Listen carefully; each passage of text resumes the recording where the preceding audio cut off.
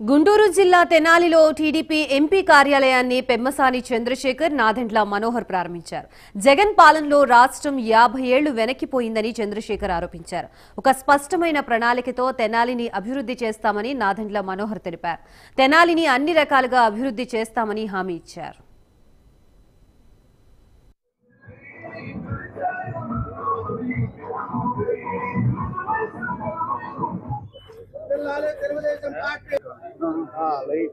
మీరు సైడ్ కుంటే మేము తీసుకుంటాం.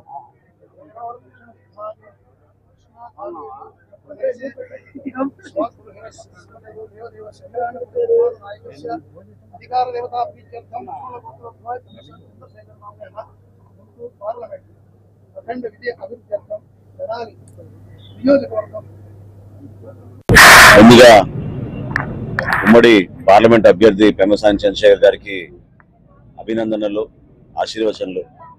చక్కటి కార్యాలయం ఈ రోజున ఎన్నికల కోసం తెనాల్లో ఏర్పాటు చేసుకోవడం మన ప్రజలకి మరింత దగ్గరయ్యే విధంగా చేస్తున్న ప్రయత్నంలో ఇది ఒక భాగం. ఇదే కాదు, వివరించారు ఏ విధంగా సంక్షేమం చేయబోతున్నామో.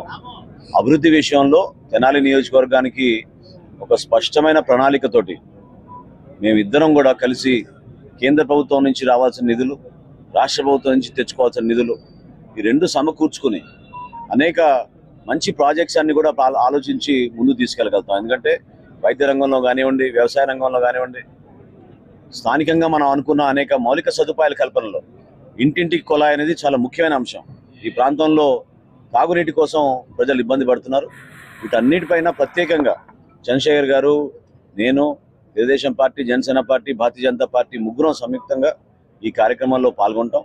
ఇదే కాకుండా ఆయన చెప్పిన దాంట్లో అదనంగా రైతు భరోసా ఏదైతే చెప్పామో 20,000 రూపాయలు సంవత్సరానికి ఇస్తామంటున్నామో అందులో కౌలు రైతులను కూడా పొందుపరిచే విధంగా నిర్ణయం తీసుకున్నాం.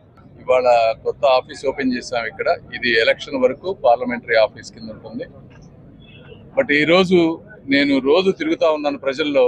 2-3 విషయాలు చెప్పదలుచుకున్నాను. ఒకటి, ప్రజలు మార్పు కోరుకుంటున్నారు. అది చాలా క్లియర్గా కనిపిస్తూ ఉంది. ఎందుకు అట్లా మార్పు కోరుకుంటున్నారు అంటే చాలా సమస్యలు ఉన్నాయి. ఒక్కొక్కరికి నిత్యావసర వస్తువు ధరలు విపరీతంగా పెరిగిపోయినాయి. కరెంటు బిల్లులు వచ్చేటప్పటికి 6-7 సార్లు పెంచారు. యువతకు ఉద్యోగాలు ఏమంటే గంజా ఇస్తూ ఉన్నారు. ఏ మారుమూల ప్రాంతంలోకి వెళ్ళినా వాటర్ లేదు కానీ గంజాయి ఉంది. ఇలా ఎన్నో సమస్యలు ఉన్నాయి. ఈ సమస్యలన్నిటి దృష్ట్యా కూడా ప్రజలు విపరీతంగా మార్పు కోరుకుంటా ఉన్నారు.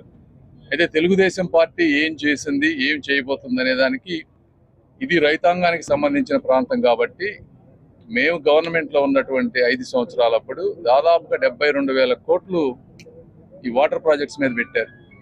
ఆ వాటర్ ప్రాజెక్ట్స్ మీద పెట్టారు కాబట్టి ఈరోజు పట్టిసీమ ద్వారా కనీసం నీళ్లు వస్తున్నాయి ఇక్కడ. ఎందుకంటే ఇసుకంతా తీసేసి వాటర్లో ఫిల్టరింగ్ మెకానిజం తీసేసి అంతా సాల్ట్ వాటర్ వచ్చేసింది చుట్టుపక్కల ప్రాంతాల్లో. ఆ రోజు కట్టిన పట్టిసీమే ఈరోజు ఆయువు అయిపోయింది ఈ ప్రాంతానికి.